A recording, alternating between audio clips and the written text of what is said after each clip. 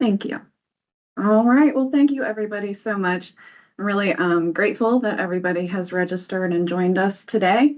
This is for the Land and Water Conservation Fund stateside 2025 DCR grant round. This opened last Monday and it runs through August 28th, 2025. My name is Crystal McKelvey. I'm the Chief Recreation Grants Manager here in the DCR Division of Planning and Recreation Resources. So this webinar is being recorded and transcribed. You should all be muted. The recording and the slides will be available on our DCR LWCF website afterwards.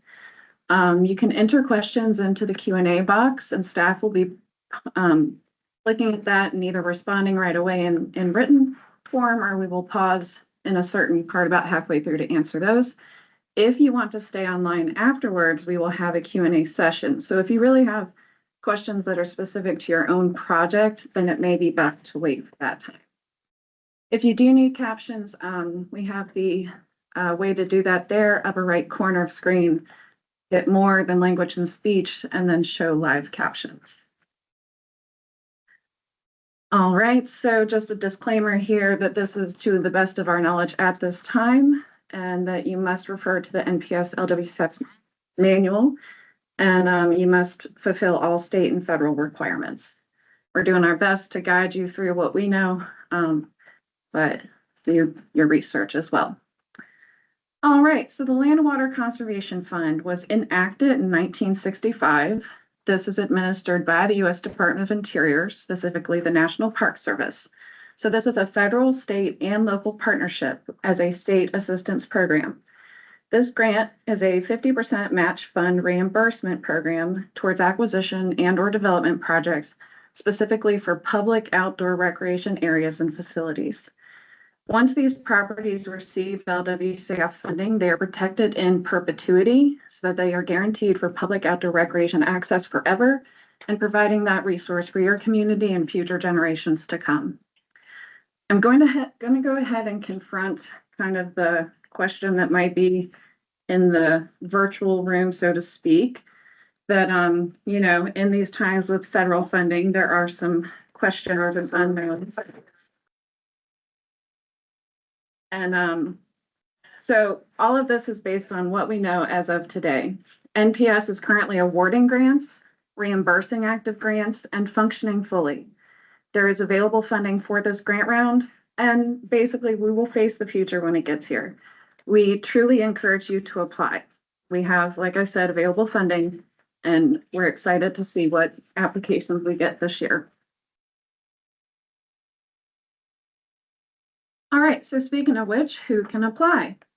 All of the eligible applicants are listed, so that's localities to include towns, cities, counties, state agencies such as Department of Wildlife Resources, Department of Forestry, or Department of Conservation and Recreation, tribes, both federally and state recognized, and then also legally recorded regional recreation authorities.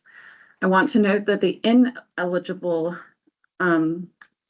entities include nonprofits, charitable organizations, businesses, and individuals. This is because the applicant must ultimately be able to hold and protect the property forever with no change in ownership or chance of dissolution of the organization. The applicant must also be able to fully fund the project 100% while waiting for the reimbursed 50%. The applicant must also have staff available to administer the grant all the way through closeout. So the different types of projects. First of all, we'll talk about acquisition. So you can acquire lands, wetlands, and/or waters for public outdoor recreation. This can be to add parcels to developed park areas or undeveloped areas for passive recreation, or to develop all new area for recreation. One item that is not eligible is land that is already available to the public. The parks that are already owned by the applicant are not eligible. Another thing to note, I'll probably say it a couple times, is that the entire park property boundary must be protected. The acquisition must be a fee simple to ensure full ownership rights and public access with the ability to ensure the provisions of the LWCF Act. I will note that in some cases, a lease easement could be an option, but again, it must be approved. We must discuss that and run that by the National Park Service because it has to ensure that in perpetuity rights and public access. The acquisition can be accomplished through purchase, transfer, or donation. It does depend on the scope of the project.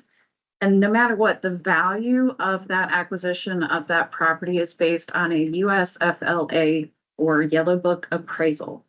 That appraisal needs to be completed within 1 year of the project submission, and it also must have a USFLA appraisal review. All the costs of that appraisal, legal fees, due diligence, surveys, unfortunately, those are not eligible for match reimbursement.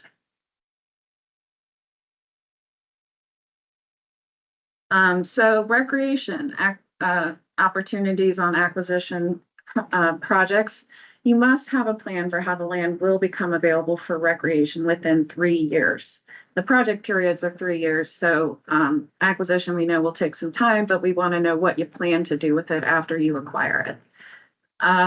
Any existing structures on the property need to be able to support outdoor recreation uses, at least within the future. And any maintenance and equipment storage buildings may be able to support outdoor recreation. So the National Park Service identifies outdoor recreation as pretty much anything outdoors. This is a selected list of some opportunities, but pretty much if you can do it outside, then it is eligible. I won't read through the whole list. I'll just give you a second. All right, so then we get to development project types. These should be on properties already owned and or protected by the applicant. Again, the entire park property will be considered the LWCF boundary. Basically, the National Park Service, if they look at a map and they see that there's public land and you're only carving out part of it to be LWCF protected, that's kind of looked at as a negative. They want to be able to really protect the entire park, not just the part that you're developing. So when you're considering that boundary, do consider the future uses or needs of your locality. If there's a parcel that needs to be perhaps a future fire station or public use, then do figure out if you can, carve that parcel out and make sure that you're being very considerate of what your community needs for that boundary. So development funding can provide opportunities for access to park areas and meaningful experiences, can provide accessible amenities and resilient infrastructure, and help provide safe experiences, promote healthy communities, and also protects the community investment of that shared area. Again, if you can do it outside and it's publicly available, then it's probably eligible. We get a lot of requests, even nationally, but we get a lot of requests for parking and restroom facilities. Ball fields, playgrounds are often one.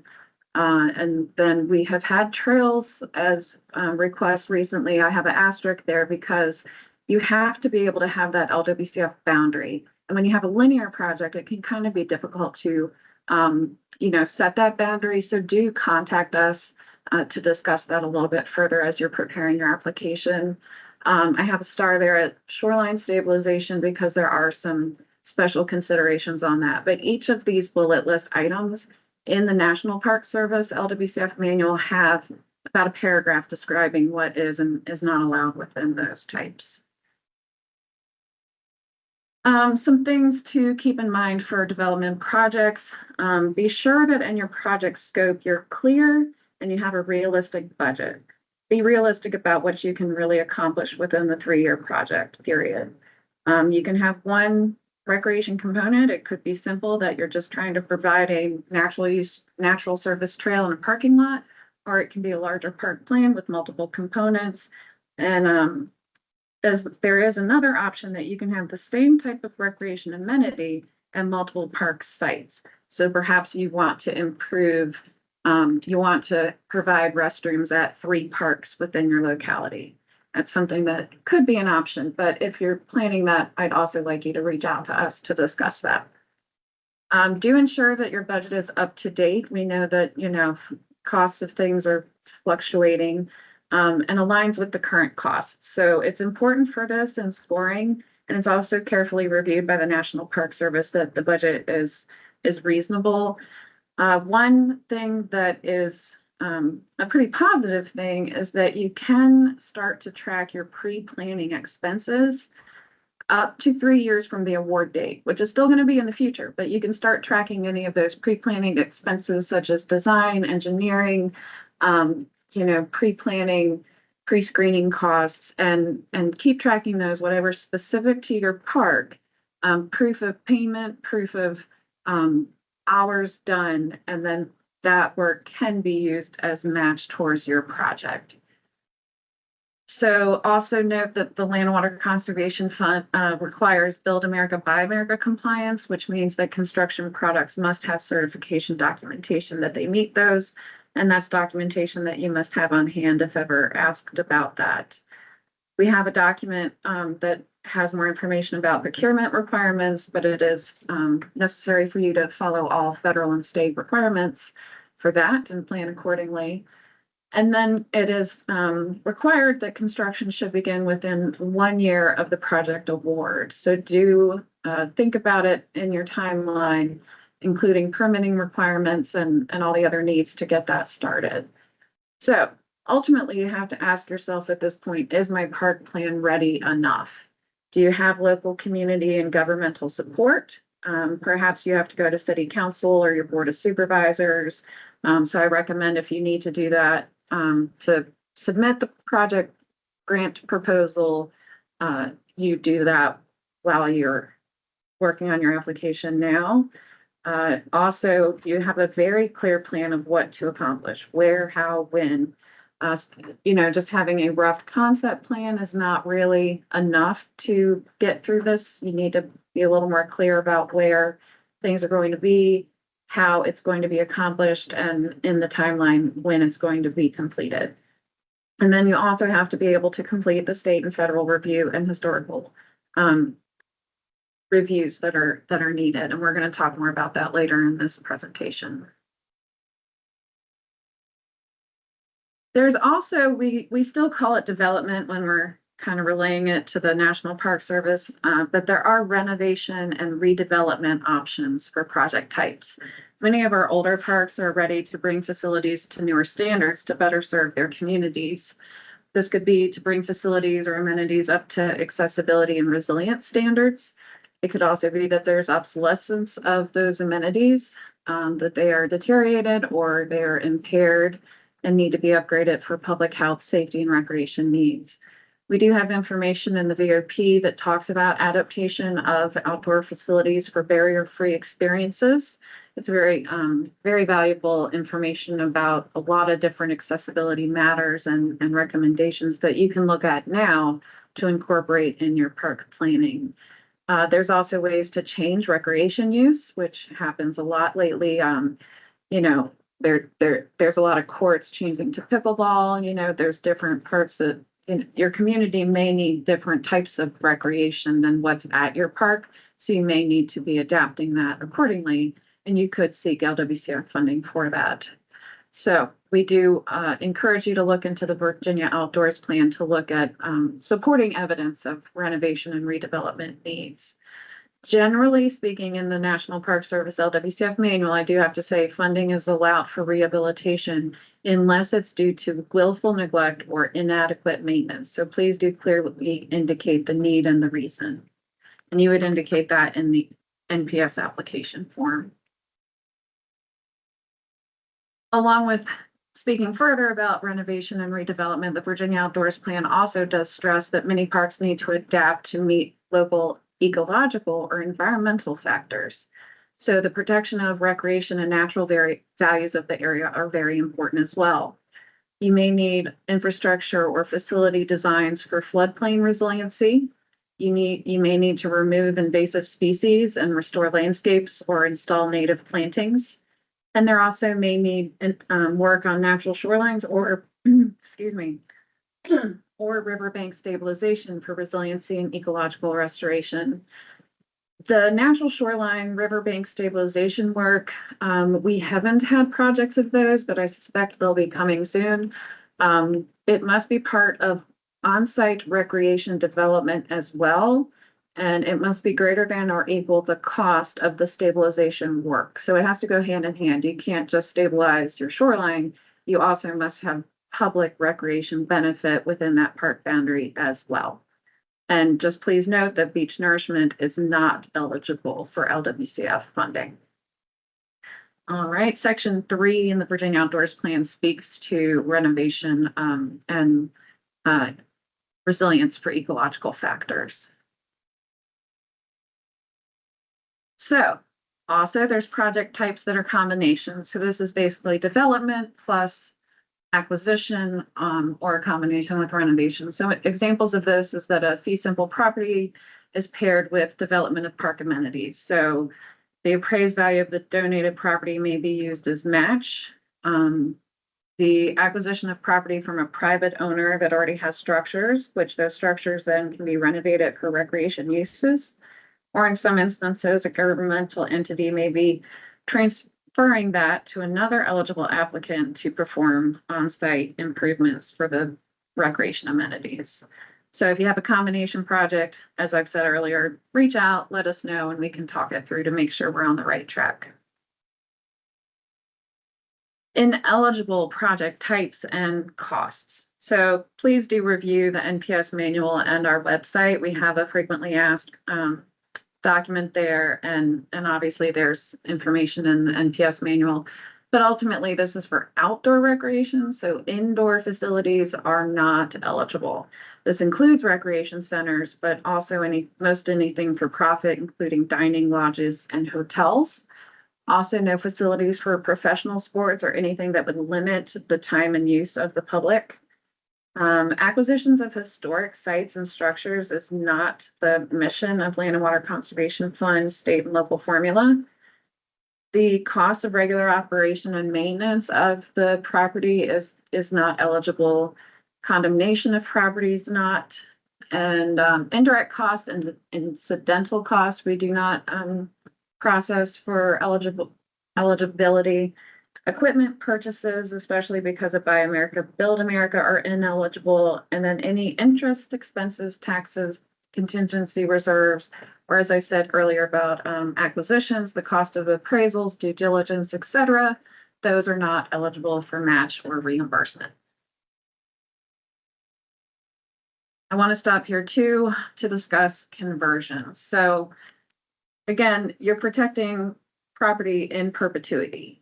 And every now and then what will come up is somebody, maybe private or something will happen that it is requested that part of that property be taken for a different purpose. And that would be called a conversion. So its definition is any property so acquired and or developed may not be wholly or partly converted to other than public outdoor recreation use without approval of NPS and conversion requirements outlined in the regulations. So this is in law. And the project sponsor is ultimately responsible for maintaining that boundary and public use of the park. There's a multi-step process if a conversion were proposed, which would start by coming to me to talk about what the proposal is. And we would have to go through a process to discuss it with the National Park Service. And if the conversion would have to go through, then replacement land would have to be presented as an option, and then everything for the environmental review, the appraisals, everything would have to go through a very rigorous process to finally be put up for approval by the Department of Interior Secretary.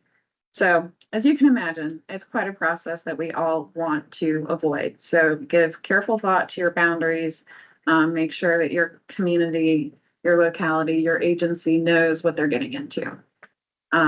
It's a very rare situation, so I don't want it to scare you, but I want you to know. And then over there on the right, every park does need to have a sign. The LWCF sign with logo must be displayed. All right, that's enough for me for a minute. I think there's some things up in the chat. So I'm seeing, let's see. The first one I think is David. Kelly. Okay. Yes, active or recent LWCF applications, will it decrease your chances of approval for a no one? Another one, right. If you have active or recent LWCF applications, recent grant awards are not a factor in this year's scoring criteria, so there should be no impact on chances of award. And also I want to note that if your park is already has been funded by LWCF, that's okay. You can come back for LWCF funding again. Some of them are very old. That's not a problem. A lot of parks that were acquired by LWCF come back for funding for development even. Let's see. And then would a nonprofit be eligible if applying on behalf of a public lands partner? No, the public entity would need to be the actual applicant. Nonprofit organization could prepare the application on their behalf. Thank you so much, Kelly. Any other questions in the chat Q&A? Not seeing any, I'll carry on. All right, this year's funding information, our minimum grant round of request has lowered. The minimum is now 125,000. It was 250,000 before. So now we are accepting projects that have a total cost of $250,000 or more. And the maximum grant award request is $2 million. So that would be for a $4 million project. We do put there that you can, what's your LWCF request, and then what amount would you like, you know, if you had your wish, because we are, you know, waiting to see what funding, not waiting, but we want to see how many applications we get to determine. Again, remind you that this is a match reimbursement federal grant program, so you don't get the funding up front. They are reimbursed 50% after project completion for acquisitions or along the way for development projects, but you'll get the full fund reimbursement after the project is completed. Do follow cost principles of 2 CFR Part 200. That's referenced many times in the manual for guidance on the funding purposes.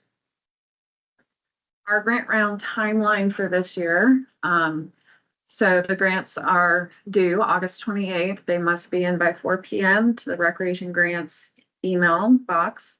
And after that, we are having our committee scoring. The committee is other agency colleagues and experts that we have that will be taking their time to score. We'll get together as a committee to then select those eligible applicants to move forward. And then I will be contacting those applicants and do site inspections and talk about the details and let you know what other documentation is still needed. And then those documents will be due by the end of October. The rest of that time, we are moving those documents up to the National Park Service and coordinating and making sure that we have all of the documents organized and completed. And then there is an awarding process that takes place January to March. So ultimately expecting a start date of about April of 2026. So do plan accordingly. It's a lot of work up front and then it's kind of like a hurry up and wait. So I do ask you to be patient through the process and be able to tell your constituents and your interested parties that there is a timeline that takes some time to be patient. And this is why I'm going to kind of walk you through this, but this is the process that we have to walk through. So as the DCR staff and the LWCF committee determines if that project meets the requirements, if it's eligible.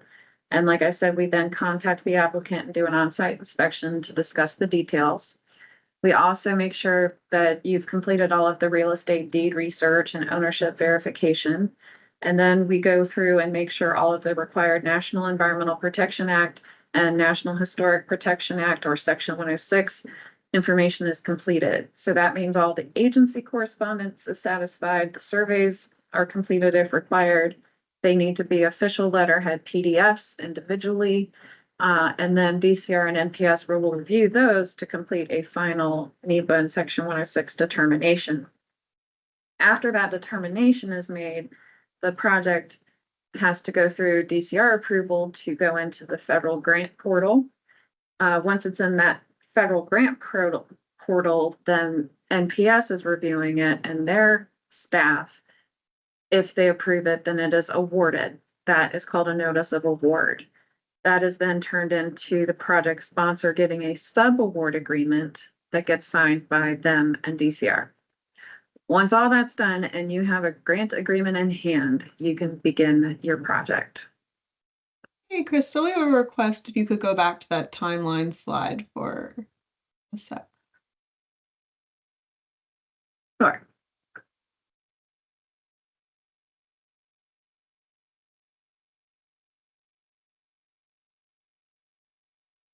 So I see the question, all NEPA documentation due by that 31st compliance docs deadline.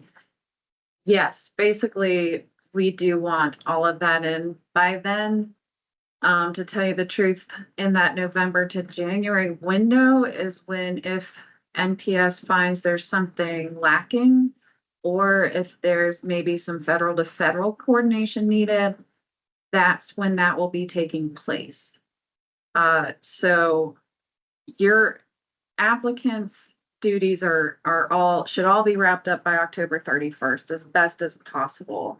But we kind of have that, honestly, it's kind of a buffer. November is when NPS is giving us the deadline. That's DCR's deadline to start submitting the things to NPS. So I hope that helps or that confuses, but it's a lot of back and forth, and we'll continue to work with the applicant if there's still some outstanding documents needed. Okay.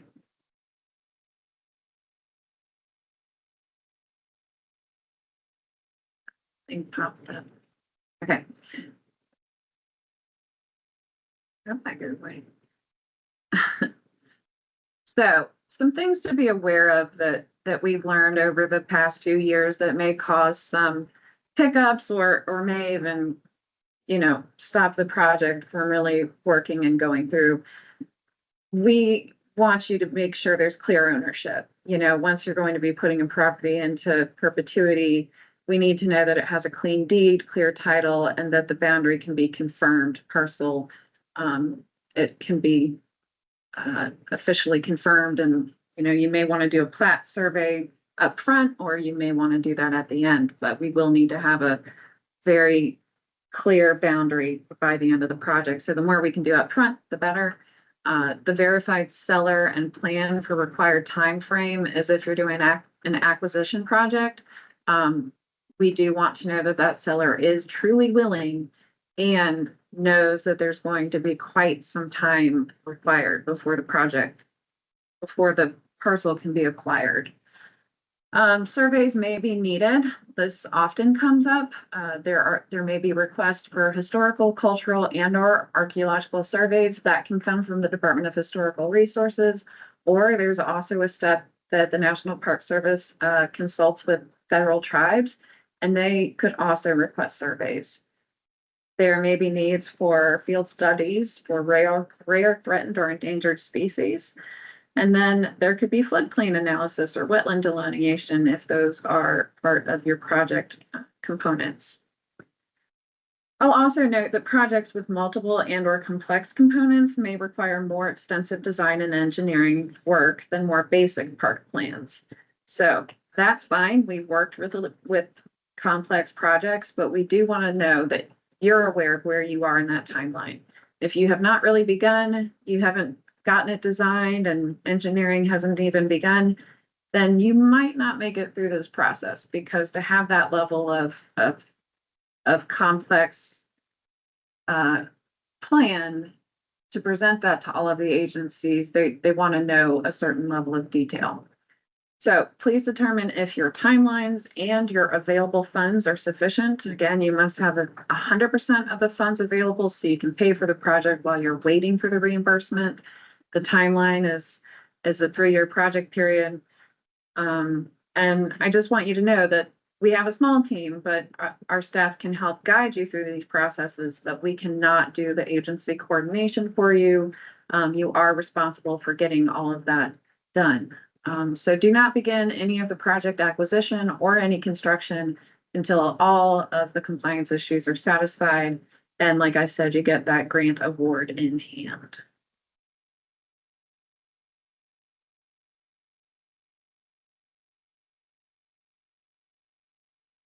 Okay, so here we go. I hope none of that has scared you too much and that you are encouraged to apply. we have actually made the application package easier and fewer documents this year than last year. So, and they've all been updated because we also have updated our Virginia Outdoors plan. So do go to this website, download everything. We have it there that you can download it all as a zip file. If you have not already, please read the full application manual so that you understand what you're doing. It's very clear. But you do have on the DCR application, there's a checklist. On the NPS application form, I'll talk about this a little bit more, but leave all the content that's on that form, only fill out the applicable sections for what you are doing. The budget worksheet and narrative example, only fill out what applies directly to your project. There's multiple lines, for construction, but if you're only doing acquisition, et cetera, vice versa. The timeline Word document has clear guidance on it. And then the environmental review guidance document is new this year. And then there are example maps, PDFs, and we are offering assistance. So you can contact Allison Tillett with email. Her contact is right there, and she will be able to assist you if you have questions so that they meet the needs. There's specific formatting for these, and then she can have the example. Those PDFs are examples, but yeah. So you can look at those, and also in the manual, it spells out what's required to be on the map. So everybody kind of has different mapping skills and software. So try it out. And then if you need assistance, reach out to Allison. Okay. Okay. And so that's also to make sure that your boundaries are verified. And then you will email your application to recreationgrants@dcr.virginia.gov by August 28th at 4 p.m. If you need any help with forms, you can also reach out to that Recreation Grants email address. So to go into it a little bit more, the DCR application itself follows along with the application manual. For the checklist, please refer to Appendix A and the Environmental Review Guidance document. This includes the list that you need for pre-screening for NEPA and Section 106 documentation. This is the initial agency contact. Save each of these items as a PDF. Basically, this is showing us that you've initiated that agency contact, and hopefully you also receive the correspondence from their review. So do send us both the initiation correspondence and any correspondence you get in return. Many of them, it takes 30 days or more. So we want you to start that as soon as possible. You'll save each item as a PDF. Please use the naming, the nomenclature to put your park name and then the specific part of what that PDF is. And then, let's see, Section A, please put the direct contact that we will be working with and who is dedicated to administering this project. Section B, the project details. In question 12, you can refer to the accessibility section of the Virginia Outdoors Plan. Question 13 references the featured projects dashboard. So you can go to the VOP to help you with those. Section C is important information to confirm the property details and ensure that the acreage is consistent. The LWCF sites that already exist can be viewed on the VOP mapper. Section D coincides with the scoring criteria. I want to encourage you to give enough information so the committee can fully understand your project and your community involvement and what your plans are.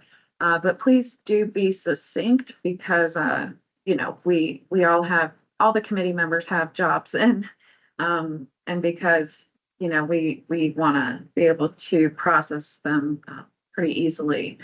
So source the VOP material, survey results, and/or dashboards as appropriate. Okay, then there's the National Park Service application form, or it's called the ANR form. This is a screenshot on the left that is a picture of their checklist, which we kind of use for our DCR application checklist, but what I've highlighted is basically what you will be providing. So it all relates together. So we will complete the checklist, but this is why we're asking you for so many things. The A&R form is unique formatting. It's a Word document, but do the best you can. Any unnecessary items have already been noted, leave blank. So please don't delete anything, but fill out the sections that are required. So that right there shows you that it's a new project grant application, and then you would check whether it's acquisition, development, or combination. Section 3 of this form builds the knowledge to make informed decisions about the impacts to the natural and human environment. So basically, you're using that pre-screening information, your in-house information to complete answers in a table pertaining to what impacts may or may not happen.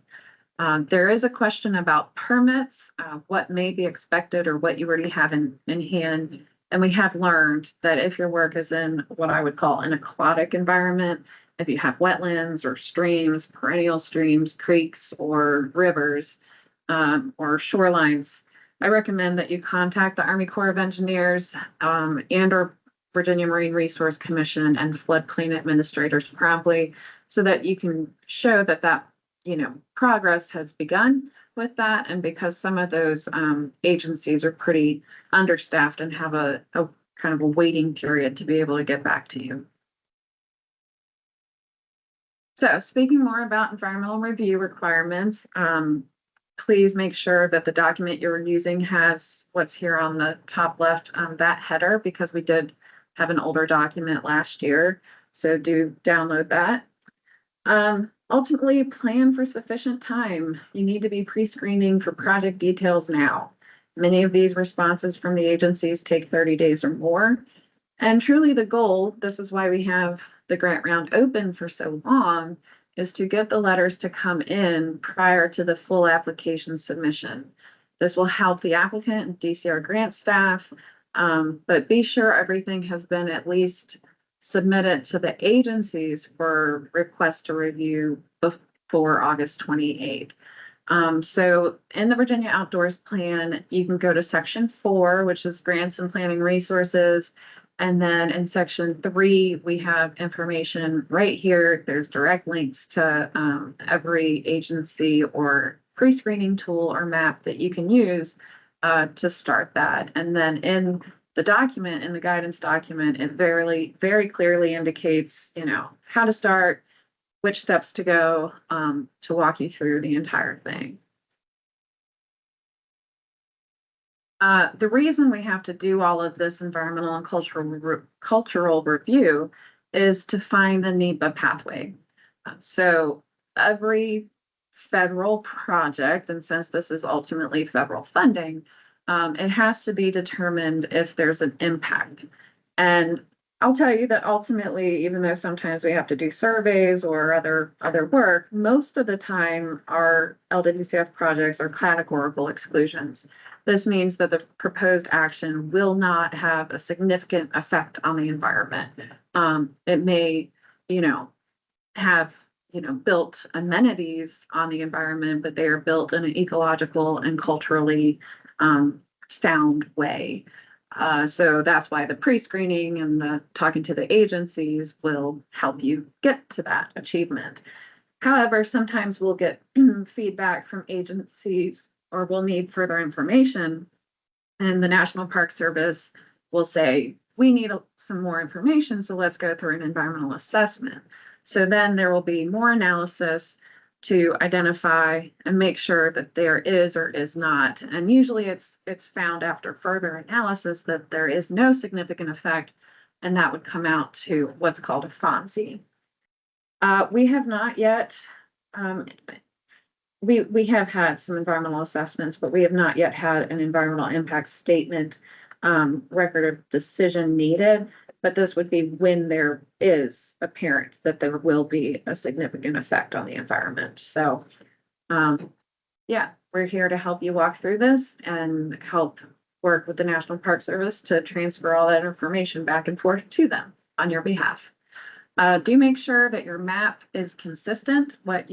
So get your map ready up front, and please do pass that through, who I said, Allison Tillett, to make sure that that is correct and clear. And then you can be consistent through the review process and telling all the agencies the same information.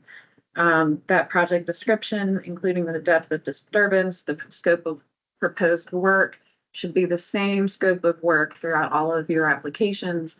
And do tell these agencies that it is for consideration for federal LWCF grant funding, so they know that they are responding to a NEPA level or Section 106 level request. So, as I said, this is to determine the area of potential effects for Section 106 cultural and historic resource review. Department of Historic Resources, DHR, has a PDF that clearly shows you how you would define that. Closely read their information. There are multiple steps for Section 106, including, I do want you to know that the National Park Service will consult with federally recognized tribes. So that's why we have to get initial DHR review, so that then the National Park Service can use that to share and begin their tribal consultation.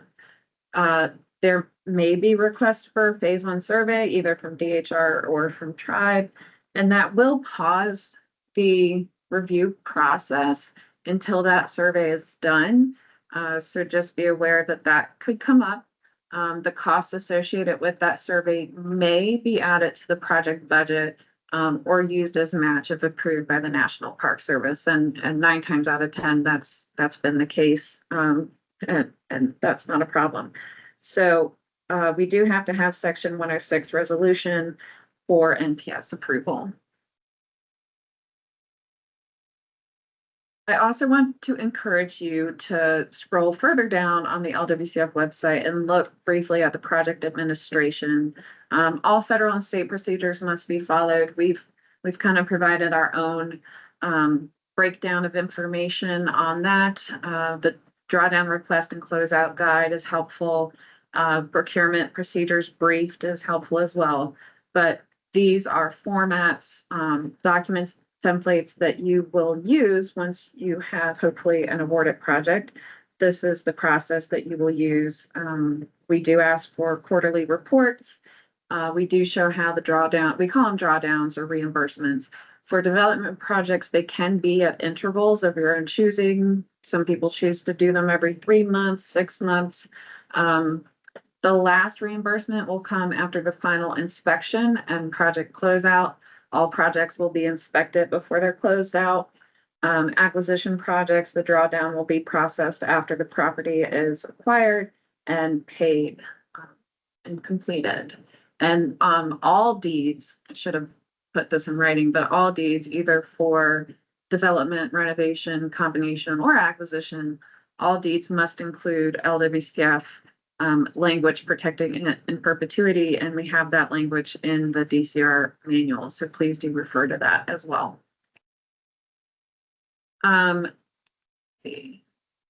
That's basically all I have. I know I ran through that really fast, but I do want to thank you for joining this webinar. The LWCF program has helped in Virginia. We have over 420 parks that have become protected for Virginia's community visitors and future generations, and they do contribute in so many ways to individual and community health, ecological resiliency, economic value, and so many more positivity. So we do encourage you to put the effort in to apply for our program. We do care and want to help you succeed in making your park project a reality. And I do want to tell you about the Virginia Outdoors Plan more. It's a wealth of information. Okay. And this is meetings, districts, Wakeman's Grove. Hello?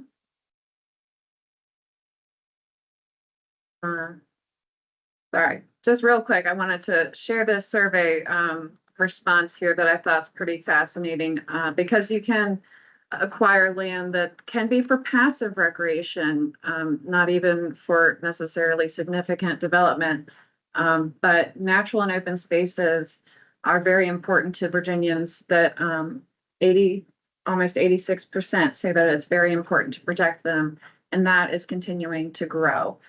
So from 66% in 2011 up to 86% now in 2022. So it's an increasing demand, and we hope that you can be a part of it.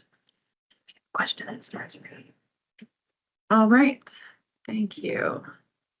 Let's see, Crystal, here's a, Oh, sorry, there's a couple older questions as well. okay, so if you can scroll up, thank you. First one, limitations on timber harvesting in the future. Okay. Timber harvesting. It's okay, it's that one. Did you find it? So there is allowance for some natural resource management. I'd have to look it up specifically in the manual. It has to be not for profit, basically. You know, I mean, the Department of Forestry can acquire land, so they will be doing timber management as well. So that is not a problem for that kind of management. But I could talk to you more afterwards. And I'm happy to talk to you, Edward, about First Mountain more offline. And then, let's see. Oh, Kelly answered it. The scope of work would be eligible as long as the recreational improvements cost at least as much as the stream restoration. Yeah. Entire properties do need to be protected for outdoor recreation. And right. So I'll double check the timber question, but I believe that land management needed, you know, for those kinds of properties is fine, is allowed. There's a question about what would a support structure be. So a support structure depends on the type of recreation, outdoor recreation that you have available.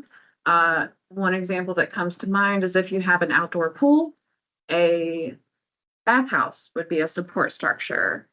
If you have, you know, a lot of land that you need to mow and need a place to keep your tractors and lawnmowers and equipment, then an equipment maintenance shed is a support structure. Things like that. Anything that has to be supportive of the recreation on site. Next question, do you anticipate doing an ORLAP cycle in alternating years, or timeline for when that program will have an application round? Thank you for that question. Currently, NPS did tell us that ORLAP is paused. So we do not have an ORLAP cycle happening this year. We did have ORLAP projects that were selected in past cycles that we are still working on, though. Will we receive a copy of these slides? I will put them as a PDF on the DCR LWCF website. Can I do a sports field at my park for sports tourism and travel ball that makes some money? Also will use for trails and water access owned by my county. Generally, this sounds okay as long as those sports fields are publicly available when they're not being used by that travel ball tourism time period. Yes. Yeah. Yeah, and it's great when we have parks that have multiple uses, you know, for different recreation uses and demands. So, yeah. Sports fields and then trails and water access, that's a great opportunity for all.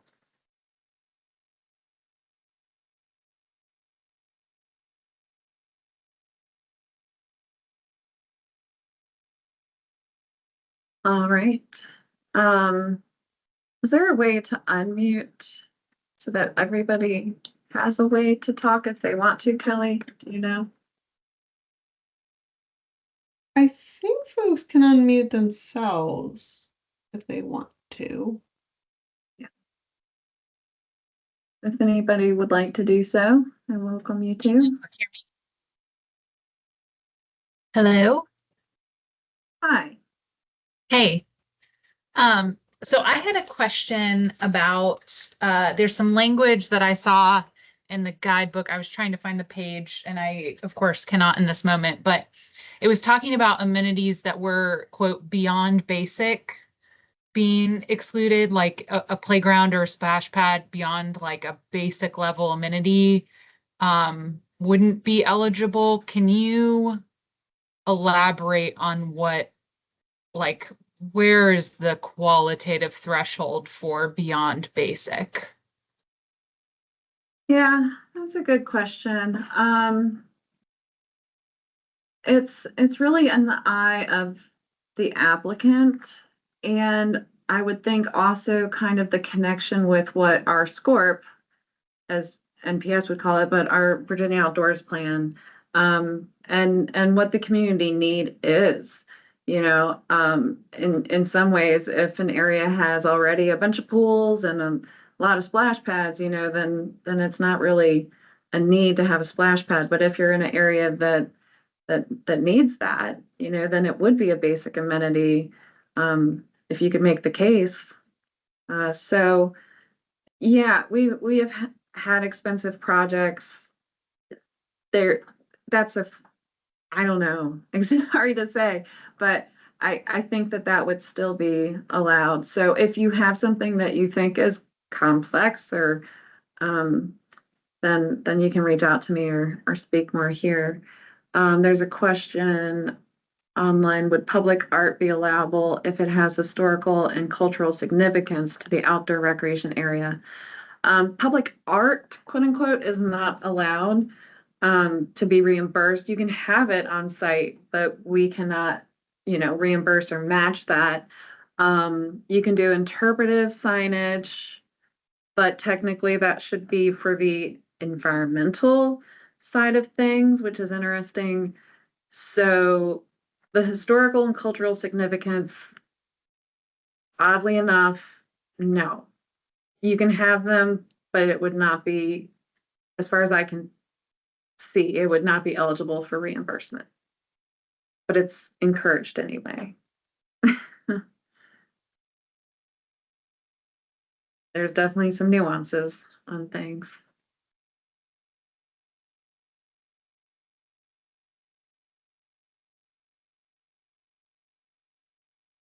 Yeah. Yeah, and there's even exhibits. There's a list for exhibits that are possible, and I should pull that up too. But my computer's being slow. My screen is frozen even. Sorry. Hope people can still hear me. Oh, that's opening on that window.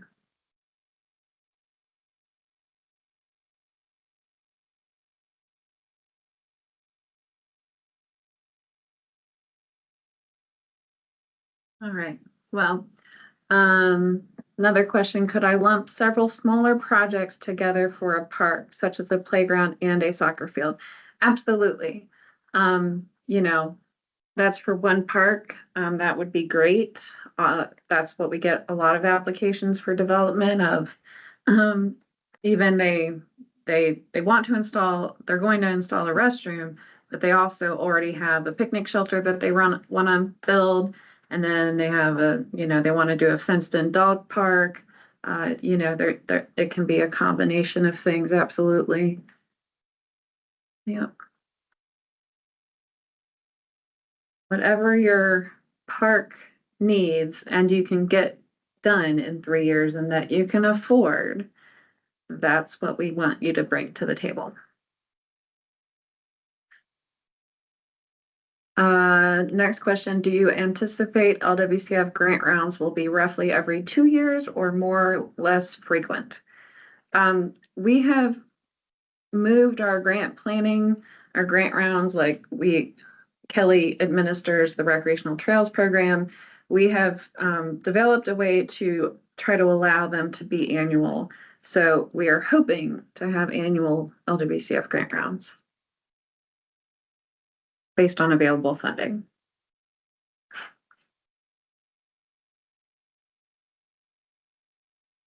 Great.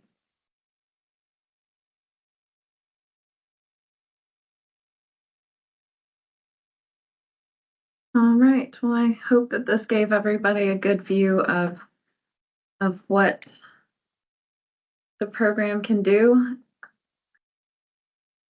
And David has a good question. What is the starting point for environmental review? You kind of start at multiple points. Document. Yeah, the environmental review guidance document that I referenced earlier is where you want to really get started. This guidance document here, and though it says 1, 2, 3, 4, 5, 6, you kind of want to go ahead and do, yeah, this document here. Let's see if it will open for me. My computer's pretty slow.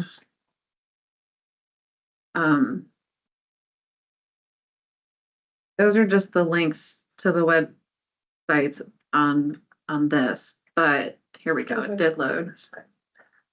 Yeah, those are the screening tools. But this document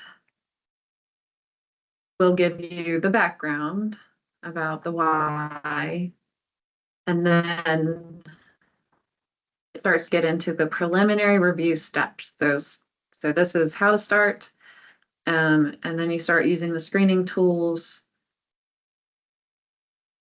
and then review submissions to IPAC, to DEQ, so Fish and Wildlife Service, Department of Environmental Quality, Army Corps. You know, that can be a little later. So Project specific. yeah, yeah. Go to the second page. And then if you are selected, No. no. The second page is the cultural resources. Okay, sorry, it's scrolling weird. So you're good. We have that page, which is all the environmental. Yeah, you And can then- speak up. And then the next page with the next box, if you scroll down. Yeah, I'll wait for it to catch up. So that's continued. So cultural resources and tribe consultation inside that box, which, carries to the next page. Those are two concurrent processes. That's where you can begin at both of those steps respectively within those boxes. It's just one is for environmental level and the other is more for that cultural level because they are two separate categories, I guess you could say. So that will help, those steps will help you, go step by step on, what you're doing and at what point in time.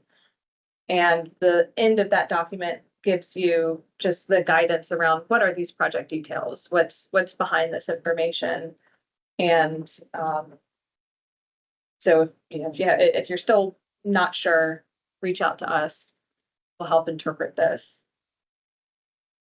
Yeah, and it's important to make sure that the project narrative, existing conditions, scope of work is all clear to all agencies, basically. So that you're working from the same basis. So you do NEPA and Section 106 concurrently.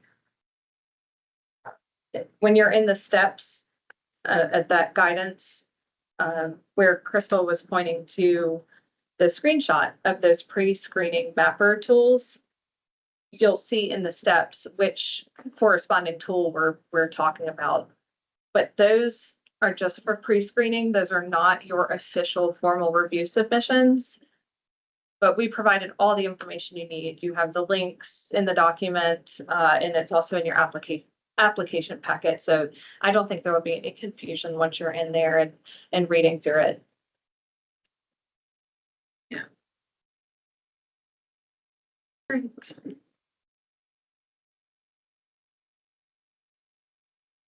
All right. Well, finished in an hour.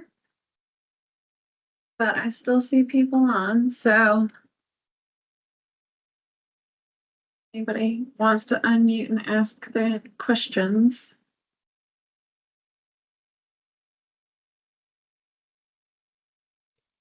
I had a question. I think my name is Carol. I think you were mentioning something about exhibits and then the computer started slowing down. I didn't know if you were going to show us something on that. Yeah, thank you. Trying to get all my screens to behave. And not let you let you see all the files. Hold on. But I'll just do it. That's fine. It's showing up.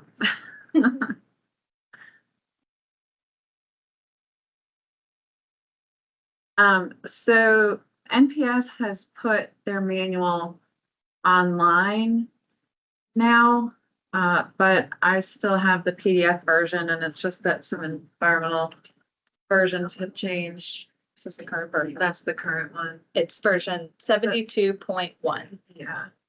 But I'm pulling up their PDF that was just the prior. That's something else. That's one of the right one.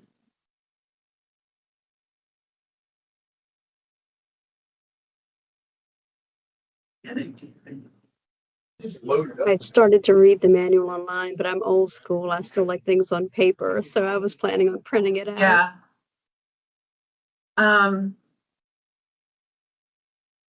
Which one is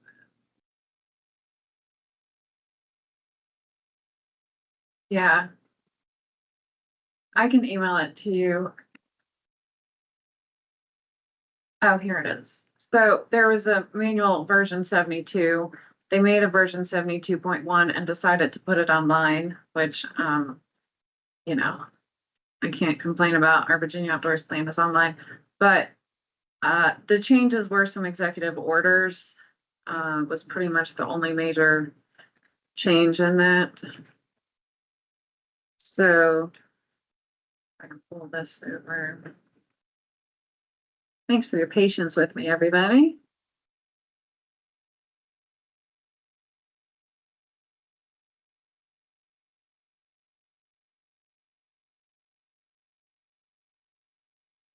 See if I just stop sharing for a moment. Switch screens.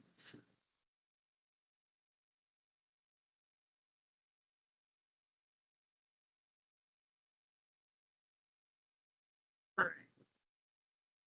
So let me share this one.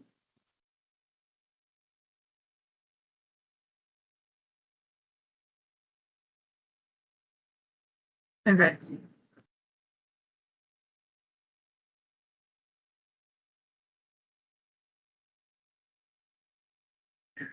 Sorry, y'all. Can you see this now? NPS manual. Yes, we can see it. Okay.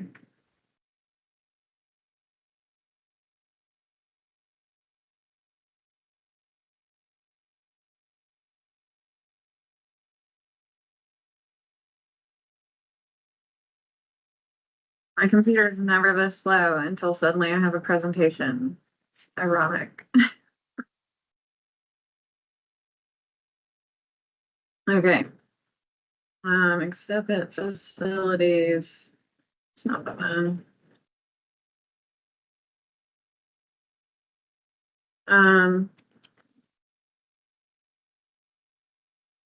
So what you can do is go in and look at each of these. Like I said, the target range facilities were an option, but you have to look and read, the specifics. So exhibit facilities, that's what we're talking about. So opportunities for observation, interpretation of natural resources. You can have interpretive facilities that are demonstration farms, arboretums, aquariums, nature exhibits, nature interpretive centers, or other similar facilities. Exhibit areas will not be assisted if they function primarily for academic, historic, economic, entertainment, or other non-recreational purposes. Geological non-recreational facilities. So there's that nuance there, and what I recommend is that people carefully read the NPS manual, see what is allowed, what isn't allowed, and go ahead and factor for that so that I don't have to come back and say, oh, this part's not allowed. hopefully you'll look at that and, you know, if you can make your idea work within these requirements, then I'm all for it, right? But you just have to read the fine print. The section for eligible projects, fishing, hunting, let's see. Boating facilities has a lot of special conditions. But this all starts in chapter 3. So on the online version, you can find chapter 3, section 4, eligible recreation facilities. I want to switch over for a minute too, since there aren't any more questions. Ethan, thanks for saying that you'll be applying. Thanks, Catherine. Good to see you on here. Thanks, Carol. I want to show you the Virginia Outdoors Plan 2024 briefly. We encourage you to get into that and click around and see what is helpful, because you can use a lot of the information here to back up your project. We do have section 4, which is grants and planning resources that I showed you a little bit of. You can find the mapping tools and pre-screening tools over there. But I want to briefly show you the recreation section. The accessible outdoor recreation that I mentioned before, there is a question on the DCR application and on the MPS application of what are you doing for accessibility matters. And this is a really in-depth view of information that we may not all be thinking of. It can include, you know, not just handicap parking spots and ramps. There's also other things to consider for identifying barriers in the outdoor experience, and then have some opportunities for improving those. So please do look at that. You can always look at the table of contents here and get to a section that may interest you. Let's see, recreation for all. Maybe health and well-being or resilient infrastructure. Look at that. Click. And so we do have recommendations. You can say, oh, the Virginia Outdoors Plan makes this recommendation, or you can also read into it, read the meat of what is in that story map, and you may be able to select some sentences that help your narrative as well. And it's not going to load very well. Wait, let's try. It's loading.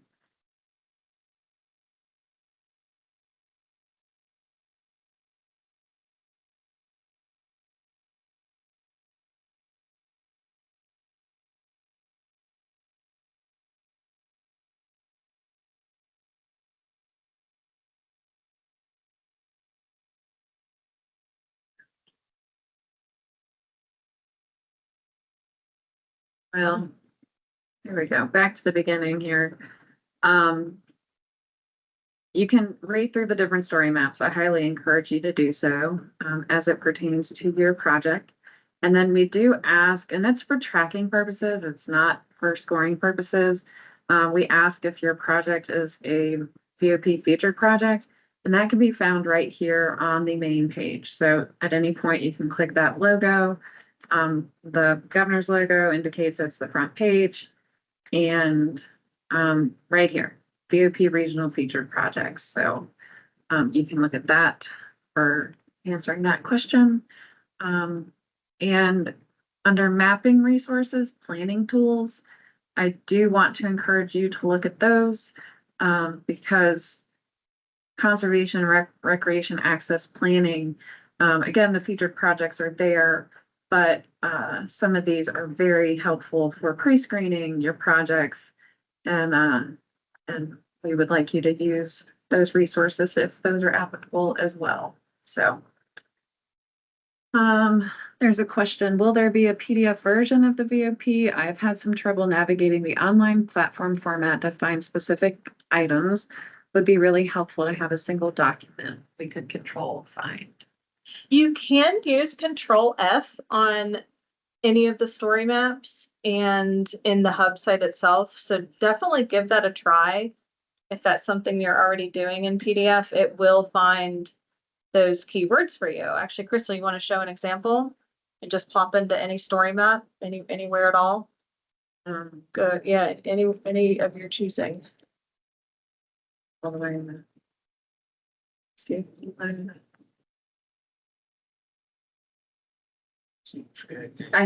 I'm sharing a different screen now. Oh, okay, good. I see it there. All right, yeah, as soon as it catches up to us, we'll show you. That one wasn't finding person. But to answer your question in short, we don't have a full PDF of the Virginia Outdoors Plan. And we just have that summary document. And if you're having trouble figuring out which story map, so I have been doing a lot of trainings with PDCs, localities. If you want to gather a group together, I am more than happy to do basically a one-on-one with your office. Catherine, I'm sorry, I'm not sure where you're a part of to address it properly. But to give you an example, I did one with Essex County just recently, and it was 3 people in their office. But we've also done some that are larger with larger groups. So just please send me an email. This is Allison speaking. Send me an email and let's get together on that. And that goes for anybody else who's on this call. And if we need to coordinate a bigger group, then we can do that as well. So are you going into a story map or was it just not?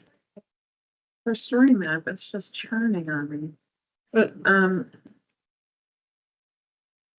You could do a Control F here. You can use Control F anywhere to find keywords that you're looking for. But let me just show you around sometime and it will help with, you know, some of the logic of the plan and finding things. and sometimes I find like, okay, what am I trying to, you know, quote or learn more about? The table of contents is a wonderful area to go to. It is based on section, subsection, or really story map. And then within that, it does lay out what's in that story map. So as she said, you can go to the main story map and then Control F, or you can look here and, okay, I am thinking about water-based recreation, land conservation. That also very much applies to LWCF, especially with acquisition projects, also with ecological restoration. So we have this great conservation conscience section, conservation for recreation. So there's a really wealth of information in here that I would encourage you to look at and apply that information to your LWCF application as well. Allison, would you mind typing your email address in there? Sure. Great.